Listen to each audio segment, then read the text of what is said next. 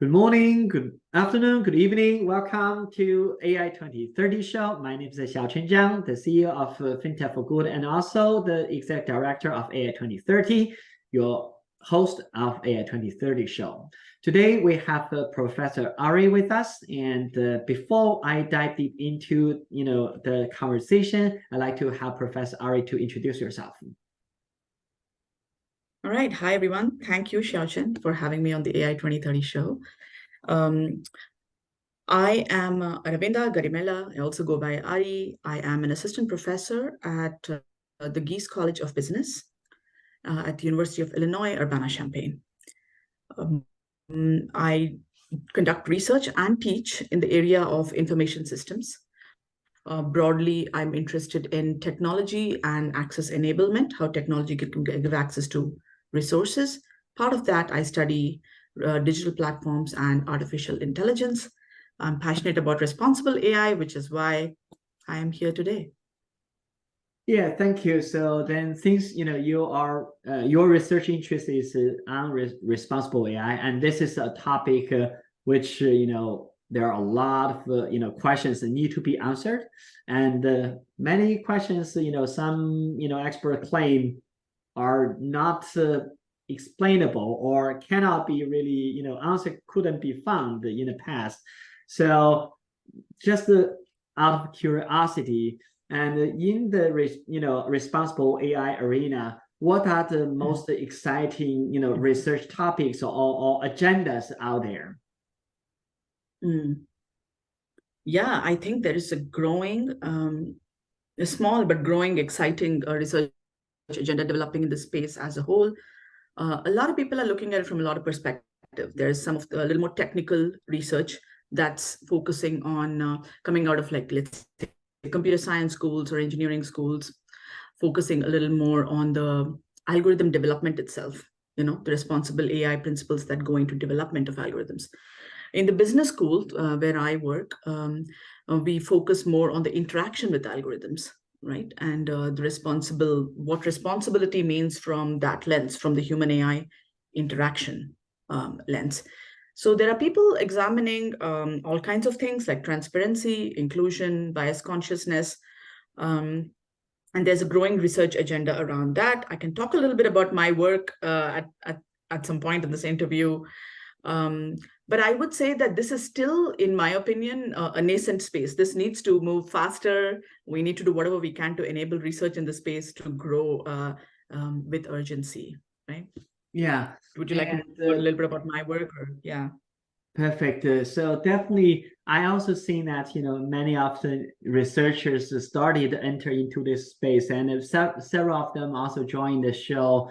And the professor from Purdue talked about the policy side. There's an ethic related issue, and some other researcher talk about the explainability, and you talk about the application side. And from this question just go to your research, and where that's from the application side, what are the key research questions which guide you for your research interest, and also the all the project that you have been working on? Yeah. So I'm broadly interested in, you can say, two big questions. How do individuals make decisions in the presence of algorithms? And then what does from the findings from this stream I take to answer the second big question, how should then organizations deploy algorithms in a more responsible fashion, right? So within this, I have a portfolio of some projects going on. For example, in the area of bias consciousness, I'm interested in, there's a research project I'm working on right now in the initial coin offering market space, where we study, it's becoming common now that AI bots sometimes provide recommendations or review projects, right? It's not only in the fintech space, in other spaces too. So we're studying what is the effect when humans have to make a decision when they get an automated input from an algorithm. How does that influence their decision making? So, you asked me earlier about the research agenda in AI, right? So there are some things are still common from the past and some things are new. We have to remember that there are some principles, like, for example, cognitive biases. What we know about cognitive biases in general will apply to AI inputs too, to a large extent, right? But fundamentally, characteristically, how our algorithms different is something we need to factor into research in this space. So in this research project, we're looking at, how do humans review initial coin offerings after they see an AI bot's review? And we see that they are biased by it, or they at least align their reviews to the AI bot's reviews, but not it's asymmetric. So when the AI bot makes a safe prediction, they go with it. But when it makes a risky prediction, which is, it says that the initial coin offering will be successful, they don't align with it. And this is neither good nor bad. The point of this is, that we need to be conscious about such systematic patterns in human decision making when they work with algorithms. And we need to factor that into the building of human AI algorithm systems. Another project I'm working on is on explainable AI. So it's now known that, over half of American adults, they say on surveys that they primarily consume news through social media. So this really increases the criticality of the kind of news that's on social media, right? So there's already some AI tools out there that do an automatic tagging of fake news used on some algorithms with some different levels of confidence. But early research, in this space, not by me, by other people in information systems, has found that these fake news flags are not really effective. In the best case, it's indecisive, their effect. In the worst case, it's actually backfiring. When somebody sees that flag, they tend to engage with the article even more. So in one research I'm conducting with colleagues at Geese, I'm studying what is the effect if that AI flag is accompanied with an explanation. Then does it make people, does it generate the behavior that we hope to generate in terms of being alert about fake news? And we study different types of explanations from the explainable AI literature in that, right? So these, basically every project that I'm studying or other scholars are studying, it maps to one of the principles of responsible AI. So the first project was bias consciousness. This project is related to explainability and transparency, right? Another, actually, the executive order came out, from the White House on responsible AI. One of the principles is also about, empowering or not taking power away, concentration of power, giving power to consumers, things like that. So in one of the projects I'm studying, about informing consumers on algorithm use, what is the effect of that, right? Giving agency to consumers. And in another project, part of responsible AI is also recognizing how AI can help society. That's also part of it, right? We want guardrails, but we also want to recognize the potential of AI to help society. So one of the projects I'm working on is, we know very well that a lot of people don't see information that's critical to them because of stigma around some issues like mental health, like sexual health, right? So what we are seeing is, if AI chatbots can be an entry point to get people to engage in conversations about these topics, so that they can then go ahead and get the help they need from human experts. So this is just a quick overview of the type of research I'm involved in. Each of these is mapped to one particular responsible AI project. Yeah, this is such an interesting portfolio of research projects. And let's just go to some of them in more detail. So one, the ICO one, I definitely, I think is very interesting. And why the ICO topic was of interest to you? Because as a investment vehicle or fundraising vehicle, and then it has a lot of controversy, and where that's some of the definitely from the regulator perspective, that a lot of ICO has compliance related problem, and the categorization itself also has problem, where that's where many of fundraising are security offering, but ICO fundamentally, that's you are categorized that as a non-security, it's a utility token. And so that behavior, because a lot of the regulators are looking at, what are the new rights, which AI-related new rights need to be protected and all that. So for that, behavior that, even for example, the ICO investor, when they invest in, the AI-related rating, generates, potential influence, even bias or impact their investment decision. But if that investment itself is not really protected activities, and then, they may not be able to get a remedy, to just really correct that. And so, why did you choose ICO as a topic? And also, because I see some of the the legislation already just looking at the algorithm-based consequential decisions, and then that is a new right that need to be protected. So this investment should be protected, but it's not protected. And so then your research, the application piece, how can you make sure that that application also give to the legislator or the market the right tools for them to take act to the next level? Yeah, you make some excellent points there, Xiaochen. And so let me first answer the simpler question here. The easier question is why we chose this context, right? So the honest answer is I am, as a responsible AI researcher, I'm really more interested in human decision making in the presence of AI, right? Mm-hmm. The context, I will take whatever I get in hands, right? Because there's and we'll probably get to this at some point in this interview about academia industry collaboration. But right now, for people who are very passionate to work on in AI space, there are a little bit of constraints on. So my PhD was focused on economics and econometrics. So my main training is on analysis of data, secondary data, right? But there isn't that much data out there publicly available for what is the effect of implementing AI in organizations. We don't have that much, right? So who gets to do research like that? If you have if you have connections with industry, yes, you get to go talk to them and say, hey, how did this go? Can you give me some, data with identifiers removed, right? But there isn't that much data out there, which leaves you to a few methods, just research methods wise. You can do mathematical modeling, you can build utility functions, and you can take derivatives and see this is optimal solution. You can run experiments, which I tend to do a lot, right? We try some controlled experiments in the lab, and then we also online experiments, and then some field experiments to the extent we can get, right? But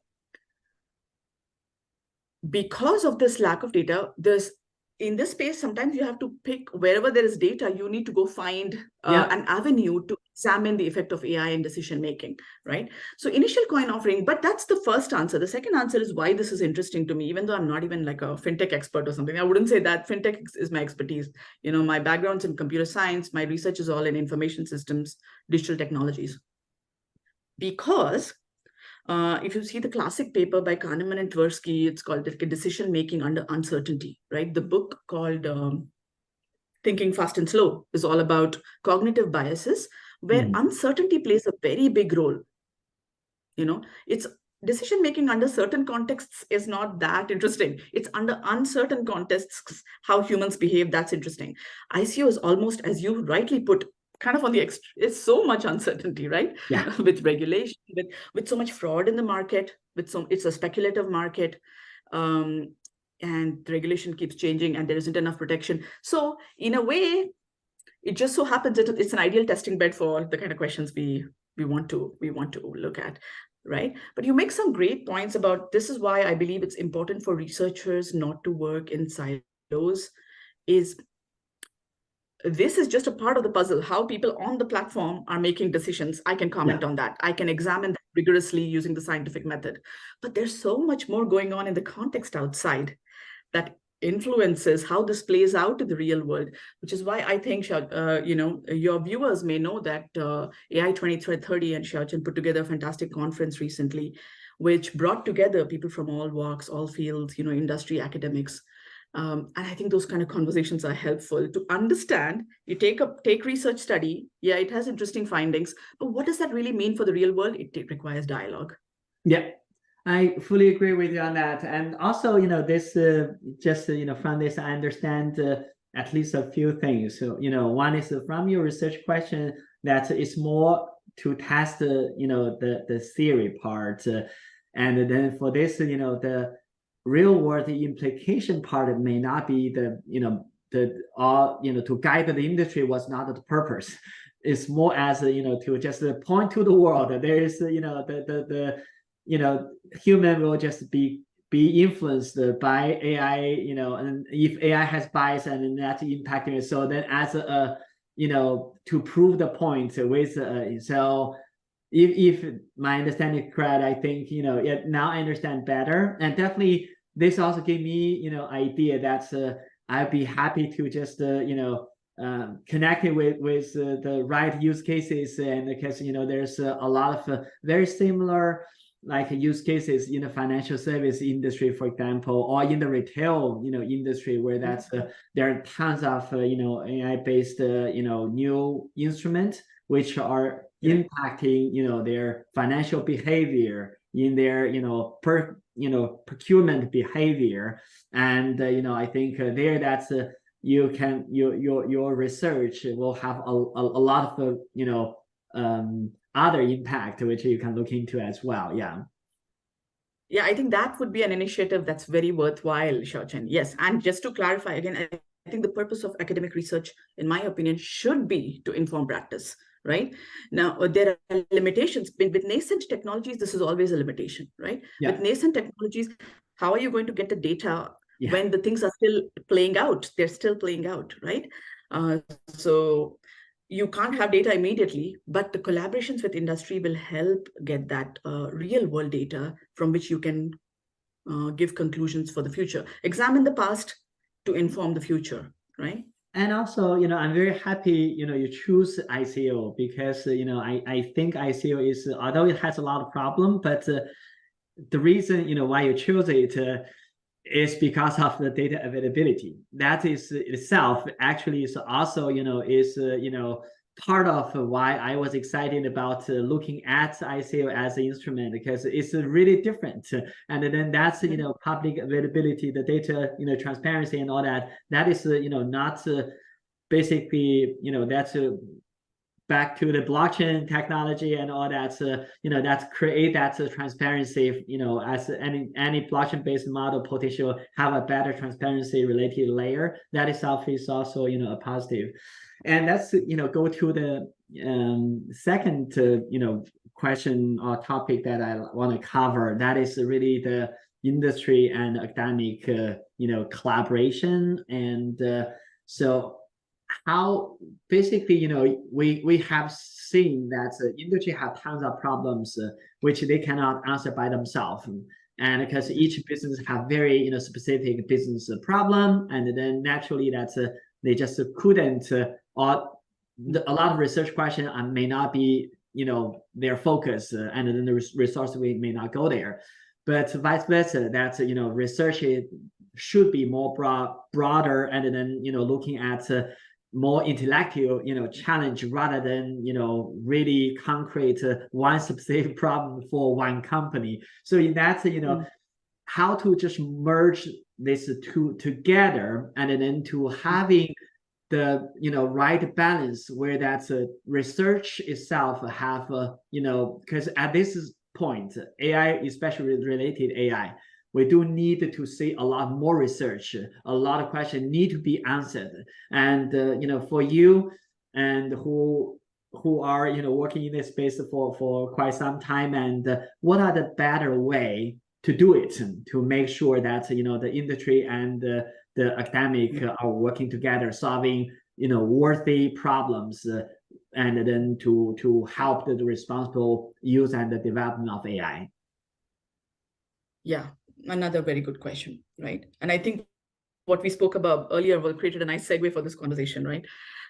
So I think this collaboration is important, or back and forth dialogue is important, but we need to also have some like proper frameworks for it, proper institutional work is required, not just like by chance, let's just pick up the phone and talk to an academic, or let's just pick up the phone and talk to a company. We need some actual institutional work in that area. What I mean by that is, that on the academic side right now, there are many universities. I know you were speaking earlier about research agenda. I didn't get to this at that time, but People have, artificial intelligence centers of excellence in universities, responsible AI center of, excellence, or whatever, a center that focuses on that, right? These folks have a major responsibility to actually, engage with industry and find some common touch points. On the industry side, if you talk about the bigger firms, many of them may have a research arm, which I think is good. It's always good to, I worked in consulting, so I understand the value of internal consulting and external consulting. Both have their own role, right? So I think it's very important to have your own research team. And some of the, some of my friends who got PhDs from my, doctoral program, they all went on to fantastic research positions in industry.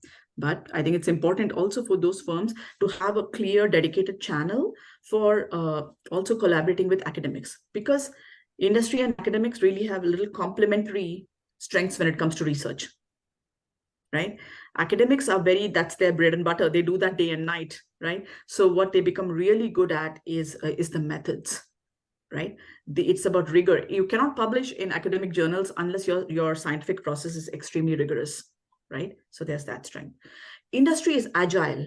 If they want to try something, they don't need to go through a 2-3 year publication cycle. They can just try it tomorrow. They just need to get a couple of approvals and they can try it. So this agility and this rigor, and not to say industry, I know a lot of people working, they have a lot of rigor too, but I'm saying academics, that's all they're doing day and night, right? That's literally all they're doing. So to combine and marry these strengths just makes a lot of sense. So industry, I would say, I'm talking about big companies now, they definitely need to set up within their research side a channel for regular back and forth with academics, like invite academics, have conversations, maybe visit universities and just keep this, get inputs and also share your inputs, which academics will benefit from.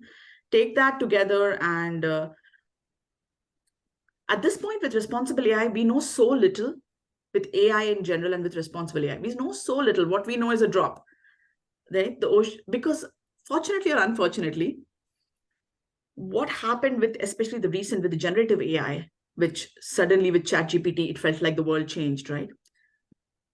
What happened is, although AI has been around, right? But why suddenly like there's a lot, is the technology is here and we are all just like, okay, we got to figure out how to work around this now, right? So what is, in such times of such sudden unprecedented change, what is the most useful is careful experimentation.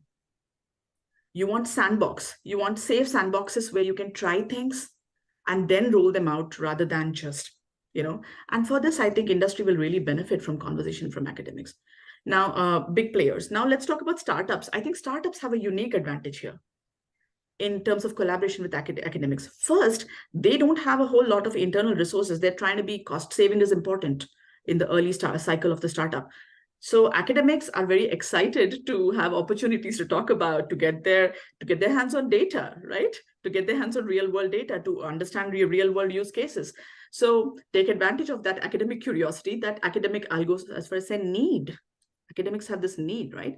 So take advantage of that as a startup. And from the academic side, startups, in my opinion, are even more interesting to examine than, big companies.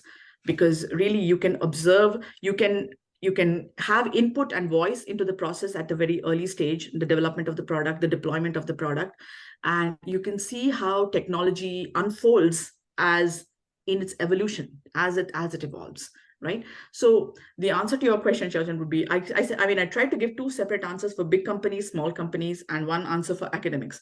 Academics need to, the not so great reality of academia is it's possible to be a successful scholar and publish heavily without ever talking to anybody from the industry in some fields.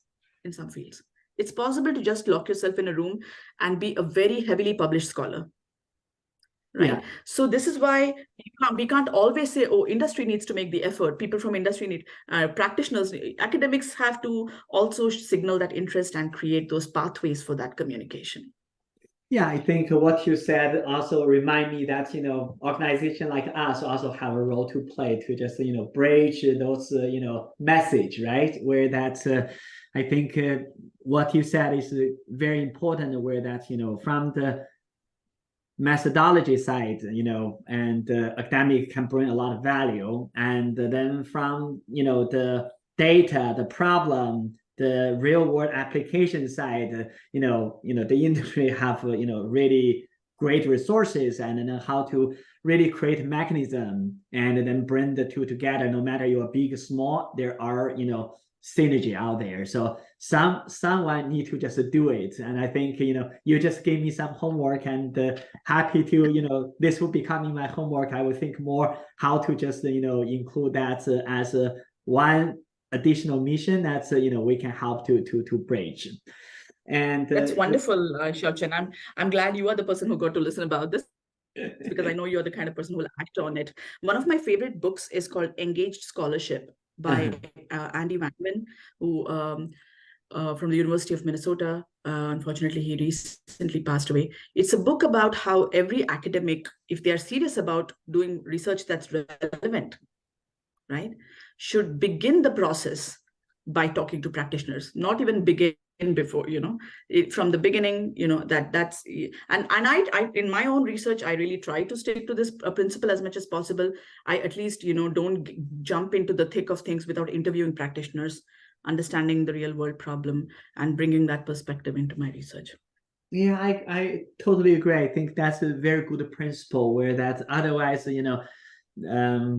the problem doesn't coming from anywhere, and then may not really solve anyone's problem, right?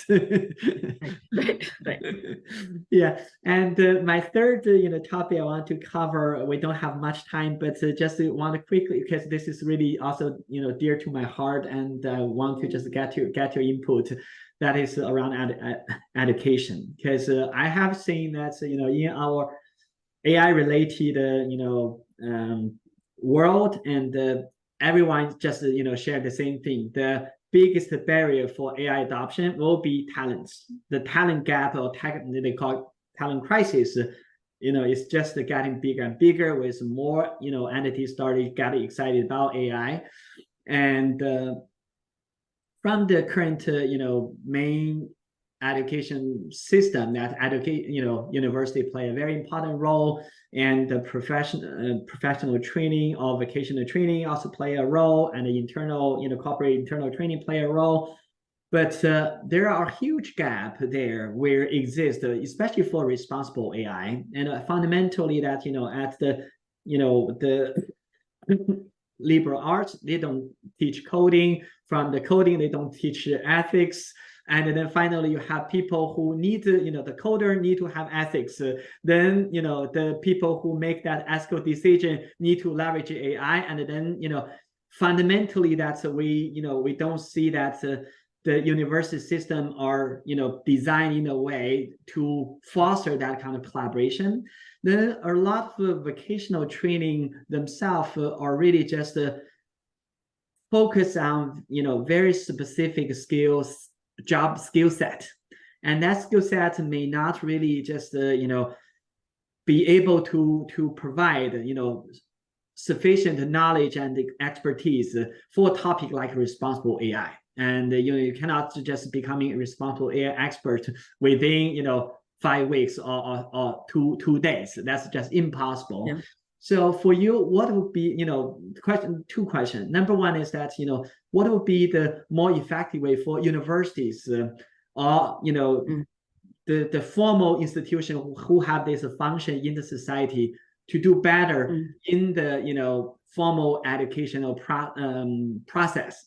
The second is that, outside of the university system, and then how other institutions or organizations can potentially fill some of the gaps. Okay, right. So I can answer this from 3 top to bottom level. I'll talk about big program level. Then I'll talk a little bit about within a college, what can people do in terms of pathways, and I'll talk about the lowest level in the classroom day to day, right? So at a program level, there are some people starting to do some really innovative things now, but we need a lot more of it. Actually, I'm going to put a plug here for one of my colleagues at UIUC. His name's Professor Rob Carr, and he is leading an initiative.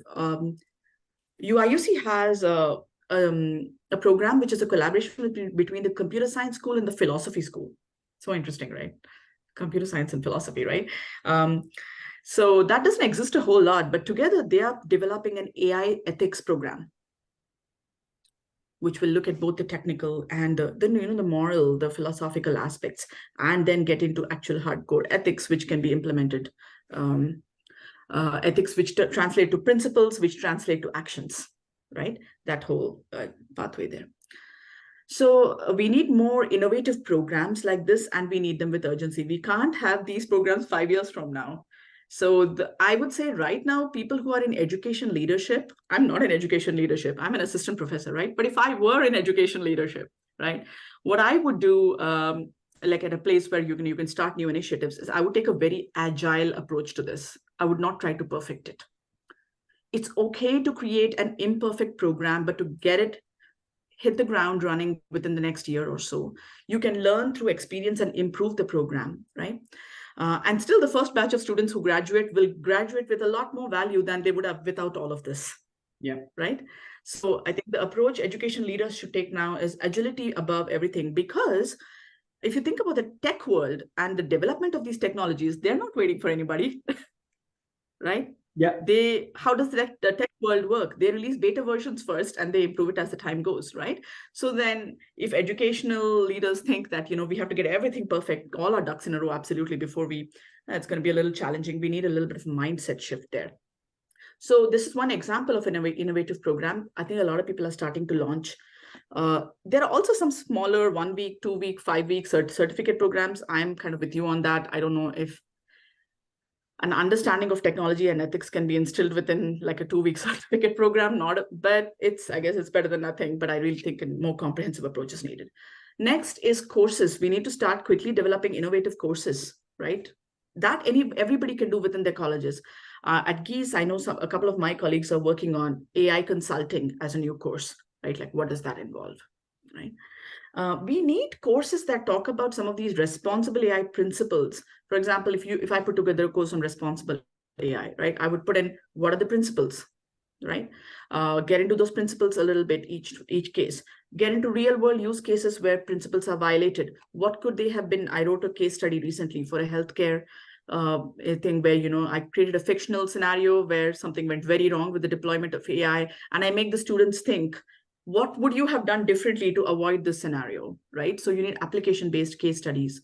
There are so many concepts in responsible AI now, like red teaming. What is red teaming? How does one do red teaming, right? So they need to learn these things and at least understand the language so that they can then think about how to apply it. And then on a broader, at the lowest level, right, of every educator in the tech space, what I would say is ethics is not, we should stop talking about ethics as if it's a separate subject. It's not. We should really infuse it in all of our curriculum, and especially the tech folks, people who are teaching technology like me, right? I'm not teaching computer science courses, but I'm teaching programming to business majors. Whoever's teaching tech at this time and has any analytics component or AI component should be constantly talking about ethics throughout, not as like a last chapter or a separate course. Every time you talk about something, you should think, well, what are the ethical implications of this? So that our students get into the habit of questioning this constantly and not as an afterthought. This is just a responsible piece. But AI piece, I think there's a tech, I'm talking about the responsible AI piece till now. About the AI in general, AI education, I think I believe you, and I know that in the next few years, it's going to be so much more demand than supply for people with skills in this area. So we need to, from the technical side, it's good to educate some, our students with strong technical rigorous skills, but not everybody may be interested in that. But what I always tell my students is, you may not want to become a data scientist, an analytics engineer. You may not want to become a coder. You may not want to go into creating AI, but you need to at least have some basic data IQ or AI IQ in this time, or tech IQ. So students should be trained in a way that we're all going to be interacting with technology. So this is not anymore a question of information systems majors or computer science people. Everybody needs to have a little bit of a tech awareness and AI in this time, AI awareness, how it works, what are its implications, how should it be deployed, what are the ethical considerations. Perfect. Yeah, I think that's